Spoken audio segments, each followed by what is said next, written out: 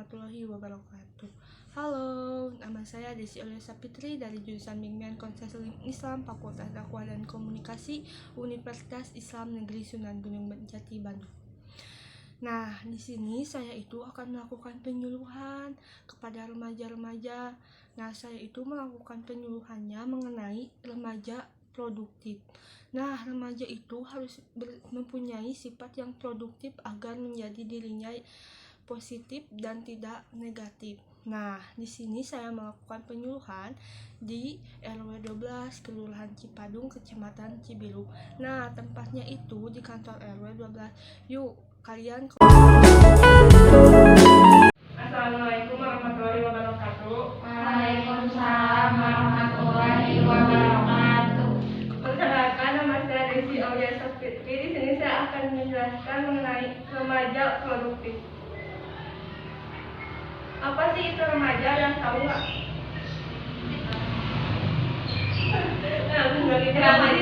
Transisi dari anak-anak ke dewasa. Ya. Masa remaja adalah masa di mana mereka mencari jati diri. Kayak kalian itu udah mencari jati diri, kayak udah mencari cowok, ya kan, benar kan, sudah punya pacar. Nah, di mana masa remaja itu mencari jati diri, namun ada juga faktor negatifnya pada masa remaja ini, kayak pergaulan bebas, kenakalan remaja kan banyak ya. Nah, di sini itu ada faktor penyebab remaja, salah satunya dalam pergaulan. Nah, ada beberapa faktor penyebab remaja, yaitu adanya kurangnya rendahnya kontrol diri. Kayak kalian tuh kayak rendah mengontrol diri dalam mencari jati diri gini. Jadi kayak ya udah di masa saya gini, susah diatur sama orang tua gitu. Terus rendahnya kesadaran diri remaja terhadap bahayanya pergaulan bebas. Kayak kalian itu bergaul dengan lawan jenis, bermain, tidur, itu teh dengan tidak kontrol diri, itu teh membuat kalian itu salah dalam pergaulan tersebut. Ada juga nilai-nilai keagamaan yang cenderung kurang. Kayak yang tadi teh udah jelasin, nilai agamanya kurang, itu teh termasuk kayak kita itu kayak pergaulan bebasnya itu kurang banget, kayak agamanya itu rendah banget. Rendahnya taraf pendidikan keluarga, kayak dari keluarga itu ada masalah, kayak teknik alamin. Nah, itu bisa membuat kita bergaul dengan salah. Kan kalau teknik itu bisa mencari teman dengan circle yang bagus. Tapi ada juga nih orang yang mencari circle dengan yang salah, kayak ikutan teman yang mabuk, yang melakukan seks bebas. Nah, itu teh sebenarnya keluarga itu berpengaruh pada diri kita sendiri juga, kayak pergaulan kita sendiri juga.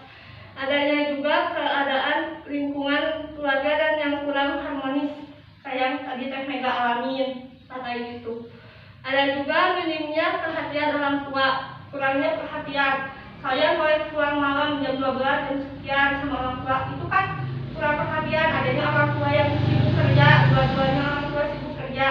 Nah, itu tuh kurangnya perhatian orang tua, jadi kita bisa ngelakuin hal yang seenaknya yang kita ingin lakukan.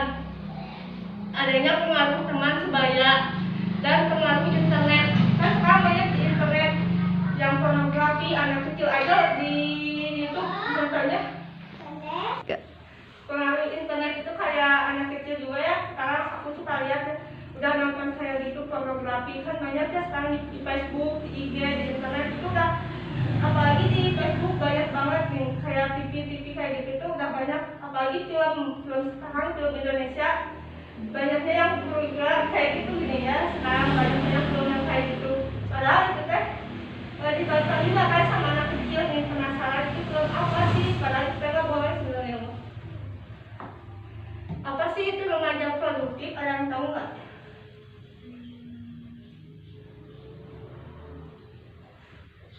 Jadi ya, produktif adalah sifatnya di mana kita mampu menghasilkan sesuatu yang kita ingin capai ini.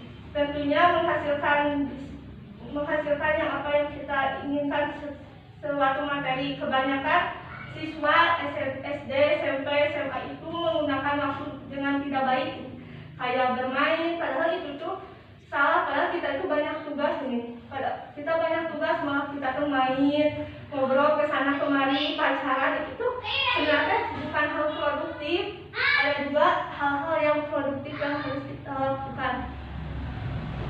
Kayak menulis blog, kayak kalian tuh menulis tentang diri kalian, kayak bikin diary, kayak itu teh bisa membuat produktif buat diri kita sendiri. Kayak bisa juga ngedekor kamar, daripada gabut mending ngedekor kamar ya, daripada nonton TikTok gabut ya mending ngedekor kamar gitu ya. Terus ada juga masak, belajar masak. Kita itu bisa masak, kan perempuan nih ya harus bisa masak juga sama orang tua. Jangan cuman ininya makan doang, padahal kita nggak bisa masak. Kita tuh cuma makan tapi nggak bisa masak, kan kita juga harus bisa masak. Kayak berkebun itu kayak gimana ya, orang tua kan pada berkebun, kan kita tuh ikut bercocok tanam. Kayak waktu itu ada pelatihan yang di sini pada tinggal di luar kan. Nah di saya itu bisa termasuk hal produktif kayak berkebun itu, daripada kita main nongkrong di mana. Ada juga bisnis online. Kita melakukan bisnis online terlebih dahulu kayak kita jualan, tapi jualan yang kita punya aja, barang bekas yang kita mau pakai, ya udah jual aja daripada kita gabut diem di rumah. Terus mencoba resep baru dalam masak. Kenapa kalian udah bisa masak?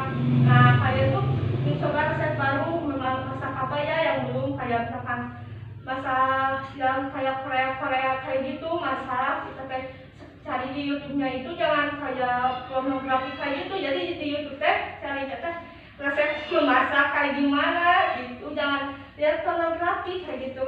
Bisa juga bersih rumah, daripada kita diem di rumah kayak Step Bella aja nonton tidur rebahan dia ngepape, daripada kayak gitu. Mending kita bersih rumah, kayak beresin kamar, bantuin orang tua, atau nyiram tanaman kayak gitu. Apa sih penyebab remaja tidak produktif? Adanya hobi bergosip. Nah, itu hobi bergosip itu biasanya di usia remaja sekarang lebih suka bergosip dengan temannya daripada melakukan hal yang positif. Kayak ya, aku juga ya suka bergosip ya. Nah, itu kan membuat remaja itu penyebabnya tidak produktif. Ada juga suka mengeluh, kayak kita kan mengeluh ke teman banyak tugas, iya aku mau banyak tugas kayak gini, tapi itu kan nggak dikerjain.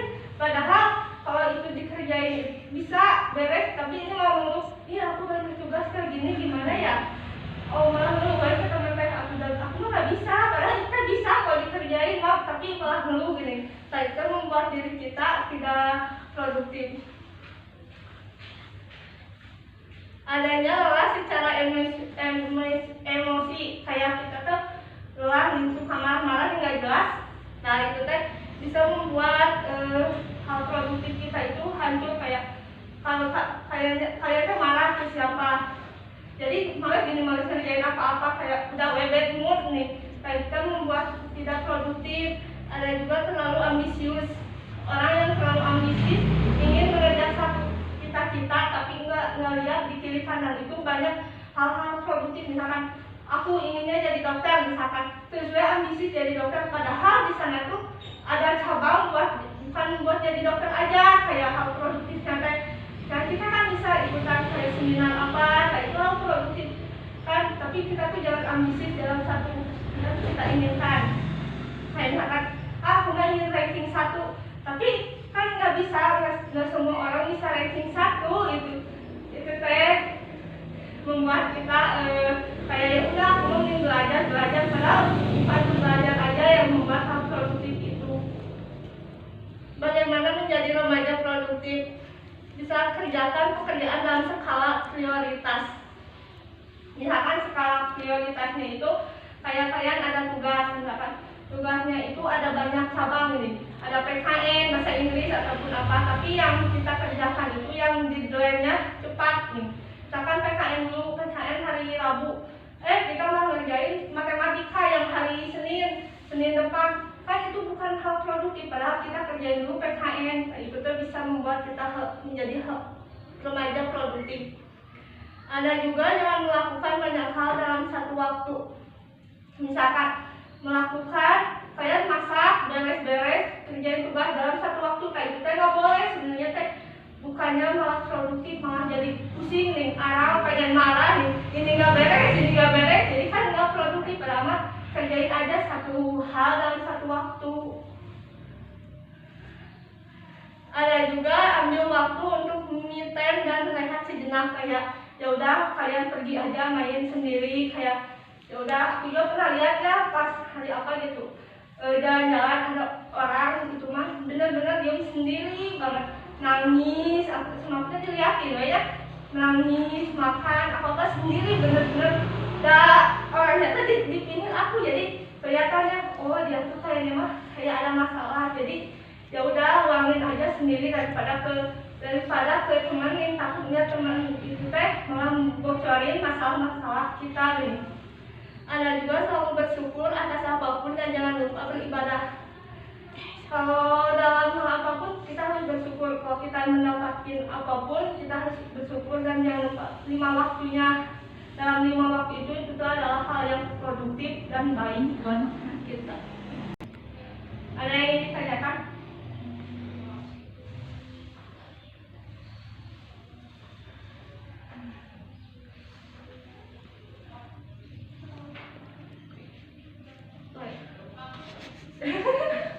Gue punya waktu 24 jam, tapi kok kayaknya masih kurang ya? Nah, apakah lo termasuk orang yang pernah nanya kayak gitu ke diri lo sendiri? Pagi hari mungkin lo memulai dengan mengerjakan tugas. Sayangnya meski udah lama banget dikerjain, pas lo lihat lagi progres tugasnya, ternyata masih stuck ngerjain tugas yang sama seharian. Padahal banyak tugas lain yang harusnya lo selesain hari ini. Kayak misalnya lo harus meeting, lo harus masak, belum lagi lo harus bersih-bersih rumah, dan mungkin nelpon pacar gitu. Belum lagi kalau lo ngerasa semua kegiatan atau tugas itu adalah prioritas yang penting gitu. Dan lo kan cuma punya waktu 24 jam ya buat ngerjain semuanya. Hal ini mungkin bikin lo bingung sama tugas mana yang harus diutamakan dan mana yang bisa dikerjain nanti. Terus lo jadi mikir, emang bisa ya 24 jam ini semua halnya itu, semua tugas gue itu gue selesain? Nah, masalahnya adalah pas kita coba lihat orang lain, misal teman-teman kita lah ya, yang deket-deket aja dulu, kok ternyata mereka bisa ngelakuin banyak hal dan hasilnya tuh bisa maksimal gitu. Kenapa ya mereka bisa jago banget di banyak hal dalam 24 jam? Tapi kenapa kalau kita sendiri susah? Well, di video ini gue bakal ngejelasin tips soal manajemen waktu, supaya di tengah banyaknya kesibukan lo ini, lo tetap bisa nih termotivasi untuk produktif, dan lo bisa memanfaatkan waktu yang ada dengan sebaik-baiknya. Makanya saran gue, lo tonton video ini sampai habis biar lo dapat keseluruhan insight-nya tentang gimana memanage waktu. Nah, ada hal mendasar yang perlu lo ketahui tentang manajemen waktu. Kunci manajemen waktu yang sukses sebenarnya adalah seberapa kuat motivasi lo buat mengatur waktu supaya lo bisa lebih produktif. Terus gimana nih biar motivasi kita jadi kuat? Well, motivasi yang kuat ya, kalau berdasarkan riset, kalau berdasarkan kajian literatur dari yang tim 1% buat, itu tuh kita harus menguasai 3 skill utama ini. Pertama adalah awareness, kedua adalah arrangement, ketiga adalah adaptation. Nah, apaan tuh maksudnya?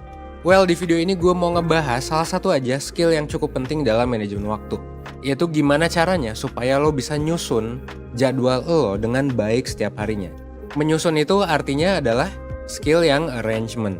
Mungkin sekarang lo mikir, gue udah nih nyoba bikin jadwal buat sehari-hari, tapi ya tetap aja banyak yang ke-skip, banyak yang ketunda, atau nggak sempet dikerjain. Padahal udah dijadwalin gitu.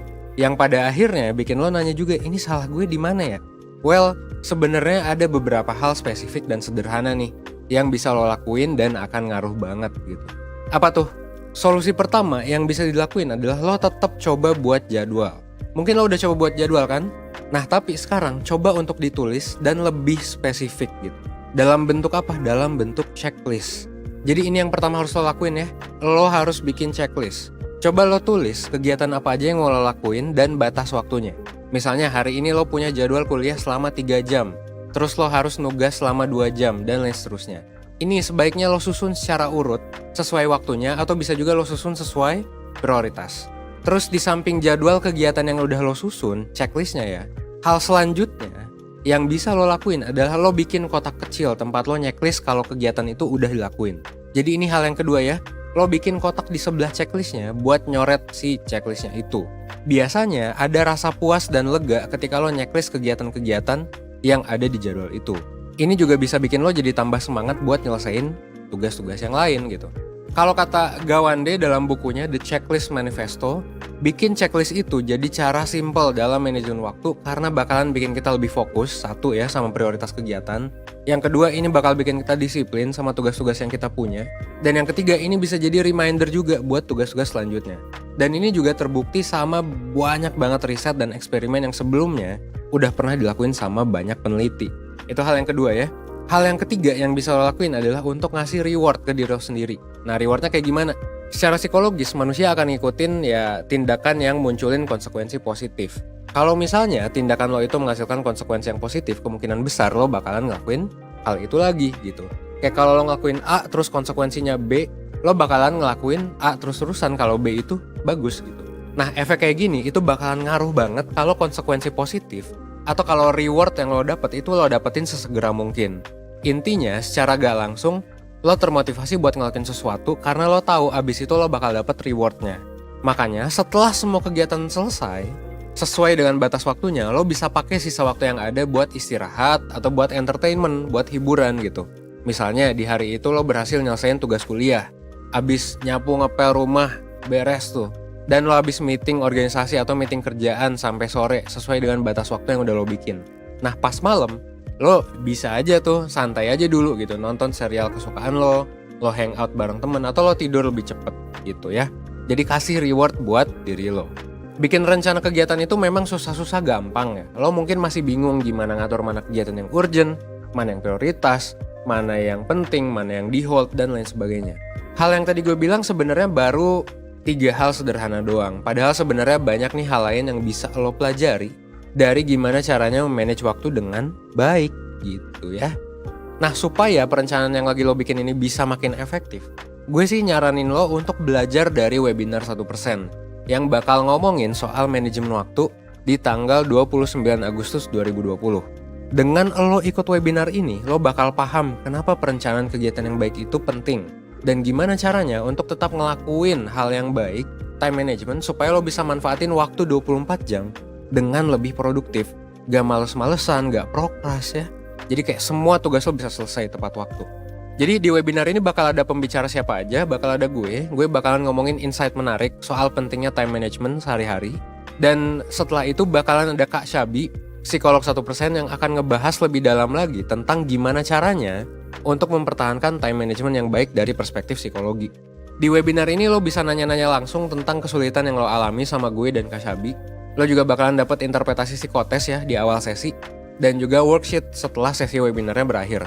Sekaligus juga lo bakalan bisa diskusi bareng mentor 1% di grup Telegram selama 3 hari berturut-turut setelah sesi webinarnya selesai. 3 hari lo bisa ngomongin soal worksheet, jadinya lo bisa follow up progress, dan lo juga bisa diskusi sama mentor. Nah, kalau lo tertarik, linknya udah gue cantumin di description box, oke? Akhir kata, semoga video ini bisa ngebuat lo belajar dan berkembang menjadi lebih baik, seenggaknya 1% setiap harinya. Gue Evan dari 1%, gue tunggu lo di webinar 1%. Thanks. Dari saya